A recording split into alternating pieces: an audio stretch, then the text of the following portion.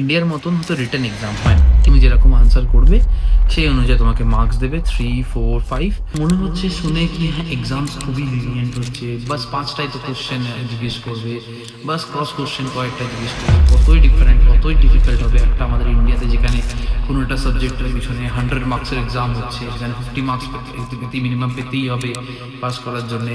তো ওটা তো বেশি টাফ হবে। অজান্তে যেখান থেকে সেখান থেকে কোশ্চেন করবে। আমার অ্যানাটমি খুব স্ট্রং ছিল। আমি অ্যানাটমিতে ফার্স্ট ইয়ারে খুবই ভালোভাবে অ্যানাটমি পড়েছিলাম, খুবই ভালোভাবে সব কিছু কমপ্লিট করেছিলাম। তো আমার অ্যানাটমি খুব স্ট্রং ছিল। তো hello everyone, welcome back to my video. I am Rajdeep and you are watching deep in Russia. তো আজকের টপিক হলো how I usually pass my exam. তো আমি আমার এখানে যে কারেন্ট যে এক্সামসগুলো হয়, তো প্রত্যেক ইয়ারের এক্সামসগুলো হয়, কিরমভাবে পাস করি, কিরমভাবে তার প্রিপারেশনস করি।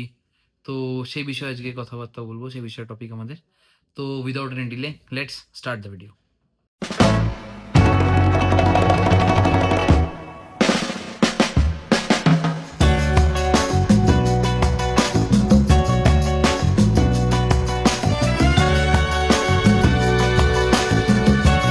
Hello everyone, welcome back to my video. I am Rajdeep and you are watching Deep in Russia.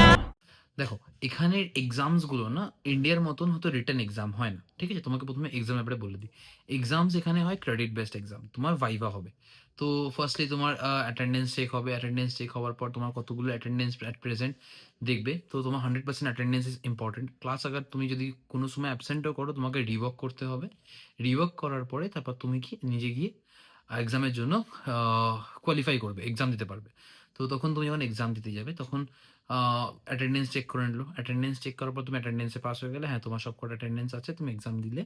তো প্রথমে তোমাকে একটা টিকিট দেবে, ঠিক আছে? আগে তোমাকে এক্সাম প্যাটার্ন বলে দিই, তারপর আমি বলবো আমি কি করে এক্সামের জন্য প্রিপারেশন করি।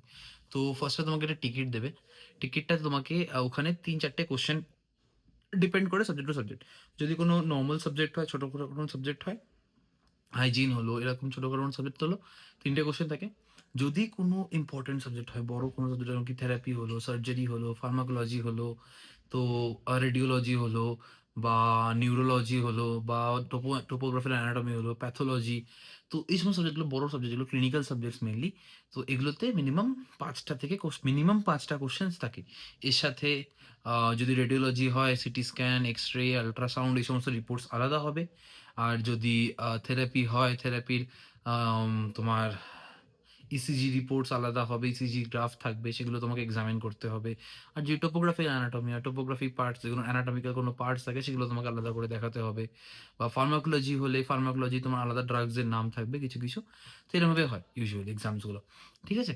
তো এরমভাবে এক্সামস হবে। এক্সামসের পরে তোমাকে এই কোশ্চেন্সগুলো দেবে। কোশ্চেন্স দেওয়ার পর তুমি সেই কোশ্চেন্সগুলো টাইম পাবে, মোটামুটি ধরে নাও 25 মিনিট 30 মিনিটস মতো টাইম পাবে প্রিপেয়ার করার জন্য। প্রিপেয়ার করে নিলে এক্সামসগুলো, তারপর কোশ্চেন্সগুলো প্রিপেয়ার করে নেওয়ার পরে তুমি টিচারের কাছে গেলে, তোমার একটা ক্রেডিট বুক হয়। আমি ফটো অ্যাড করে দেবো ক্রেডিট বুকে। তো ক্রেডিট বুকটা তুমি নিয়ে গেলে টিচারের কাছে, নিয়ে গিয়ে টিচারকে দেখালে, তো টিচার তোমাকে ফার্স্ট অ্যাটেম্পটে সাইন করলো। ফার্স্ট অ্যাটেম্পট এক্সাম দিতে গেলে, তো ফার্স্ট অ্যাটেম্পট এক্সামে সাইন করলো, ডেট লিখলো, সাবজেক্টের নাম লিখলো। লেখার পরে তোমার আনসার বলা স্টার্ট করলে।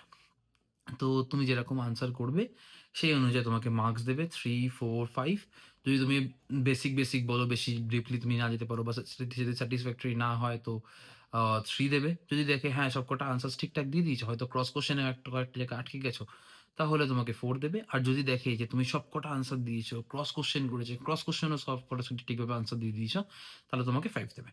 তো দেখো, তোমার মনে হচ্ছে শুনে কি হ্যাঁ এক্সামস খুবই লিনিয়েন্ট হচ্ছে, বাস 5টাই তো কোশ্চেন জিজ্ঞেস করবে, বাস ক্রস কোশ্চেন কয়েকটা জিজ্ঞেস করবে। কতই ডিফারেন্ট, কতই ডিফিকাল্ট হবে একটা আমাদের ইন্ডিয়াতে, যেখানে কোনো একটা সাবজেক্টের পিছনে 100 মার্কসের এক্সাম হচ্ছে, সেখানে 50 মার্কস মিনিমাম পেতেই হবে পাস করার জন্যে।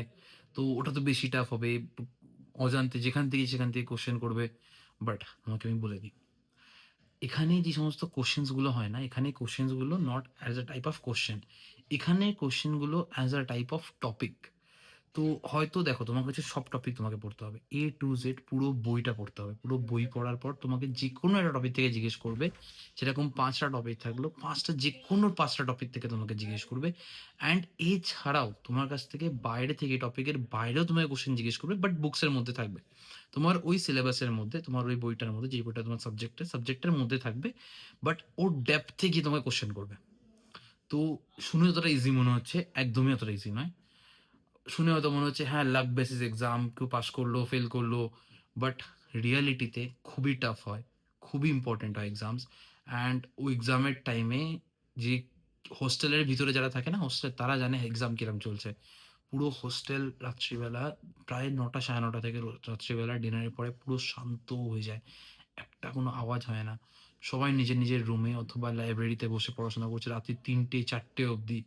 অ্যান্ড আমি ইউজুয়ালি রুমই প্রেফার করি। আমি লাইব্রেরিতে যাই না খুব একটা। বাট পুরো একদম এক্সাম মহল চলে। একদম পারফেক্ট এক্সাম মহল চলে। যেরকম টাইম লাগছিল আমাদের, যেরকম নিটের সময় যেরকম টাইম লেগেছিল, যেরকম মনে হতো, একদম সেম, পুরো সেম সেরকম মনে হয়। একদম মানে একটা পিন পড়ার অব্দি আওয়াজ পাওয়া যায় না। পুরো হোস্টেল শান্ত, কোনো কোথাও কেউ নেই। রুমে ৪টে জন বসে আছে ৪টে কর্নারে, তার নিজের বই নিয়ে, তাদের নিজের নোটস নিয়ে, কানে হেডফোন লাগিয়ে কোনো ভিডিওস দেখছে বা কোনো নোটস বানাচ্ছে বা কোনো সাবজেক্ট রিভাইজ করছে। একদম প্রপার এক্সাম। দেখে মনে হয় ওই টাইমটা একদম ভাবলেই মনে হয় ভয় করে। তো এবার বলে দিই আমি কি করে প্রিপেয়ার করি। দেখো ফার্স্টে আমি বলে দিলাম যে আমি লাইব্রেরিতে যাই না। আমি আমার রুমেই খুব প্রেফার করি পড়াটা। আমার নিজের ডেস্ক আছে, নিজের ডেস্কে বসি। অ্যান্ড এই চেয়ারটাতেই বসি। অ্যান্ড বসে এক্সামের জন্য প্রিপেয়ার করি। আমার মোটামুটি এক্সাম স্টার্ট হওয়ার ১ মাস আগে থেকে স্টার্ট করি। হ্যাঁ, আমি তো বলব না আমি প্রত্যেকদিন পড়তে বসি, প্রত্যেকদিন পড়ি। একদমই না। এক্সাম স্টার্ট হওয়ার ১ মাস আগে থেকে স্টার্ট করি। ১ মাস আগে থেকে। তো বাট আমি, দেখো এখানে অনেক স্টুডেন্ট আছে যারা কোয়েশ্চেন আনসার সলভ করে এক্সাম দেয়। ঠিক আছে? বাট আমি একদমই সেটা নয়। আমি সেরকমভাবে একদমই পারি না নিজেকে কমপ্লিট করতে। বাট আমি লাস্ট কিছু এক্সাম আমি ট্রাই করেছিলাম। আমার বন্ধুরা বলতো এক্সাম এক্সাম যেমন কোয়েশ্চেনস এক্সাম দিয়ে দিচ্ছে, কোয়েশ্চেনস তোমার কাছে চলে আসছে। ১৫০ খানা কোয়েশ্চেন আছে। ১৫০ খানা কোয়েশ্চেন পড়ে নাও। ইজি তো তাই জন্যে। তো আমি ট্রাই করেছিলাম বাট আমার জন্য হয়নি। আমি স্টার্টিং ২-৩ দিন পড়েছি বাট আমি পারিনি। আমি ছোট থেকেই একদম যখন নিটের জন্য প্রিপারেশন স্টার্ট করি 11, 12, 9, 10, 8, 9, 10 যবেই বলো, যবে থেকে মানে আমি নিজে থেকে পড়া স্টার্ট করেছি, আমি সবসময় বুক ফলো করি। উইদাউট বই, উইদাউট পেন, নোটস বানানো ছাড়া আমার জন্যে পড়াটা ইম্পসিবল হয়ে যায়। আমি একদমই পারি না ওরমভাবে পড়তে। হ্যাঁ, ভিডিওস দেখি। ভিডিওস দেখতে, দেখতে সঙ্গে, সঙ্গে আমি নোটসও বানাতে থাকি। বাট কোনো হয়তো সেই বেসিক ১০০ টা কোয়েশ্চেন আছে, ১০০ টা কোয়েশ্চেন পুরো মুখস্থ করে নিলাম, মুখস্থ করে নিয়ে এক্সামে বসে পড়লাম। সেটা আমার দ্বারা একদমই সম্ভব নয়। তো ১ মাস আগে থেকে স্টার্ট করি। আমি এক্সাম্পল দিয়ে দিই। আ টোপোগ্রাফি আর অ্যানাটমি। আমার টোপোগ্রাফি আর অ্যানাটমি যখন দিয়েছিলাম, আমি কিভাবে করেছিলাম? দেখো ফার্স্টে আমি তো কোয়েশ্চেন আনসার সলভ করি। কোয়েশ্চেন আনসার সলভ করতে গেছিলাম টোপোগ্রাফি আর অ্যানাটমি। আমার দ্বারা হয়নি। ১ম ২ দিনই আমি হার মেনে নিয়েছিলাম। তখন আমি বুঝেছি না, আমার দ্বারা টোপোগ্রাফি আর অ্যানাটমি এরমভাবে পড়া যাবে না। আমাকে বই পড়তে হবে। বাট আমার অ্যানাটমি খুব স্ট্রং ছিল। আমি অ্যানাটমিতে আ ফার্স্ট ইয়ারে খুবই ভালোভাবে অ্যানাটমি পড়েছিলাম। খুবই ভালোভাবে সবকিছু কমপ্লিট করেছিলাম। তো আমার অ্যানাটমি খুব স্ট্রং ছিল। তো আমার সার্জারিক্যাল টোপোগ্রাফিক্যাল মানে হলো আ টোপোগ্রাফি হলো তার স্কেলেটপি, সিনটপি, কার সাথে অ্যাটাচ আছে, সেই অর্গানস গুলো বলো, আর্টারিজ বলো, বা ভেইনস বলো, লিম্ফ নোডস বলো, কোথায় কোন লিম্ফ নোডস গুলো প্রেজেন্ট আছে, তার বর্ডারস গুলো বলো। And topographical and surgical anatomy বলা হয়। সার্জারিক্যাল অ্যানাটমি হলো তোমার এই সার্জারি যদি তুমি করতে যাও তাহলে তোমার আ কি, কি জিনিসগুলো মাথায় রাখতে হবে, কোথায় কাটস করতে হবে সেগুলো তোমার মাথায় রাখতে হবে। কোথায় কাটগুলো নয় বাট ওর টোপোগ্রাফিক্যাল, ওর সাথে যে অ্যানাটমিক্যাল বডিজ যেগুলো থাকবে, সেগুলো কি, কি হ্যাম্পার হতে পারে, সেগুলো কোন সময় কোন অর্গানস গুলোকে আমাকে মাথায় রাখতে হবে সেই সার্জারি করার জন্য, এইগুলো মেইনলি থাকে। যেমন কি সাপোজ একটা এক্সাম্পল দিই তোমাকে, ইউটেরাস। যদি সাপোজ ওভারি ওভারি যদি কখনো বা ইউটেরাস কখনো অবস্ট্রাক্ট করতে হয়, যদি সার্জারি করতে হয়, তো ইউজুয়ালি আমাকে ক্রস কোয়েশ্চেন করেছিল সেই সময় যে, "তুমি যদি ইউটেরাস সার্জারি করো, তাহলে আ কোন আর্টারি তোমাকে কাটতে হবে?" তো আমি বলেছিলাম ovarian artery and uterine artery. তো তখন আমাকে বলেছিল, "যদি তুমি ওভারিয়ান আর্টারি কাটতে যাও, ওভারিয়ান আর্টারি কাটার সময় তোমাকে কি মাথায় রাখতে হবে? যে কি ওই আর্টারিটা যেন না কাটে।" বা আর কি এমন জিনিস থাকে যেটা যেটা না কাটে? আর্টারি বলেনি, কি এমন জিনিস থাকে? তো ওটা হলো ইউরেথ্রা। ইউজুয়ালি ওভারিয়ান আর্টারি আর ইউরেথ্রা এমনভাবে থাকে বোঝা যায় না কি কোনটা আর্টারি আর কোনটা ইউরেথ্রা। তো অনেক সময় কাট হয়ে যেতে পারে বাই মিস্টেকলি। তো এই জিনিসগুলো তখন আমাদেরকে আনসার করতে হয়। তো হ্যাঁ, শুনে হয়তো ভয় লাগছে বাট একদমই ভয়ের নয়। যখন তুমি পড়া স্টার্ট করবে ইজিলি হয়ে যাবে। তো আমি স্টার্ট করেছিলাম বুক থেকে। First chapter topography of upper limb, axillary ফোসা আমার এখনো মনে আছে। সেখান থেকে স্টার্ট করেছিলাম। ব্রেকিয়াল আর্টারি, অ্যাক্সিলারি আর্টারি এরমভাবে যাচ্ছে সবকিছু। এখনো আমার মনে আছে পুরো। তো সবকিছু এরমভাবেই স্টার্ট করেছিলাম টোপোগ্রাফিক্যাল অ্যানাটমি সেরমভাবেই পড়েছিলাম। পুরো বইটা পড়েছি। অ্যান্ড পড়ে আমি এক্সাম দিতে গেছি। অ্যান্ড আমি এক্সাম পাস হয়ে গেছি। তো আমার জন্যে এক্সাম ইন্ডিয়াতে যেরকম হয় এখানেও সেরকম সেইভাবে খাটাখাটনি করতে হয়, সেইভাবে পড়তে হয়। তো যদি কেউ ভাবছে কি না আমি অ্যাব্রডে যাবো, অ্যাব্রডে গিয়ে অ্যাব্রড অ্যাডমিশন নিয়ে নেবো, ইজিলি এক্সাম পাস হয়ে যাবে, ইজিলি সব কিছু যাবে। বাট না, তুমি যে ডিগ্রিটা নিতে যাচ্ছ না সেটা ডিগ্রিটা নর্মাল ডিগ্রি নয়। সেটা কিন্তু একটা লাইফ সেভিং ডিগ্রি। তো তোমাকে সেরকমভাবে ওর পিছনে খাটাখাটনি করতে হবে।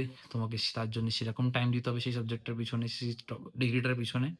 তারপরে গিয়ে কিছু একটা হবে। এখন রাত্রি বাজে ১টা ১৭। দেখিয়ে দিচ্ছি ১টা ১৭। এখন আমি ভিডিও বানাচ্ছি। তো বুঝে নাও সারাদিনের শিডিউল কিরম ছিল। তো এটাই বলার ছিল।